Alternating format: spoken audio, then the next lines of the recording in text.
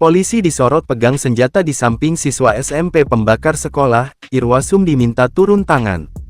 Inspektur Pengawasan Umum Irwasum Polri Komjen Pol Ahmad Doviri diminta turun tangan terhadap langkah anak buahnya yang menggunakan senjata laras panjang saat konferensi pers siswa SMP berinisial R14 membakar sekolahnya sendiri di Temanggung, Jawa Tengah.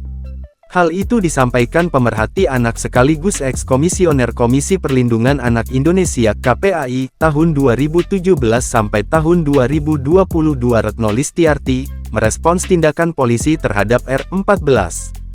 Irwasum dinilai perlu turun tangan karena tindakan polisi diduga melanggar Undang-Undang Perlindungan Anak dan Undang-Undang Sistem Peradilan Pidana Anak (SPPA).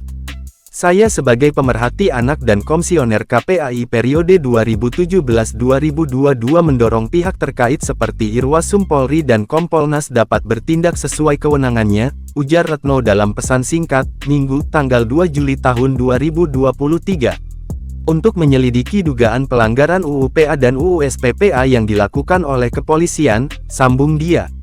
Tidak hanya kepada Irwasum dan Kompolnas, Retno juga meminta agar Komisi Perlindungan Anak Indonesia mengawasi perlindungan terhadap R14 dan segera bertindak. Selain itu, Dewan Pers juga harus melakukan pengawasan dan pembinaan terhadap media yang diduga melanggar pasal 19 UU SPPA dalam tayangannya, tutur Retno.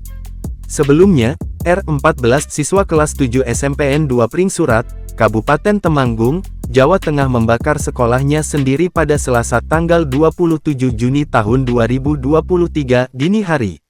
Diberitakan Kompas.com, Jumat tanggal 30 Juni lalu, R merasa sakit hati karena sering menerima bullying atau perundungan dari teman-temannya sehingga nekat membakar sekolahnya. Motif dari pelaku adalah pelaku merasa sakit hati karena sering dibully oleh teman-temannya, termasuk oleh guru siswa ini merasa kurang diperhatikan. Akumulasi ini maka dia merencanakan untuk membakar sekolah. R mengaku sering diejek menggunakan nama orang tuanya dan dikeroyok.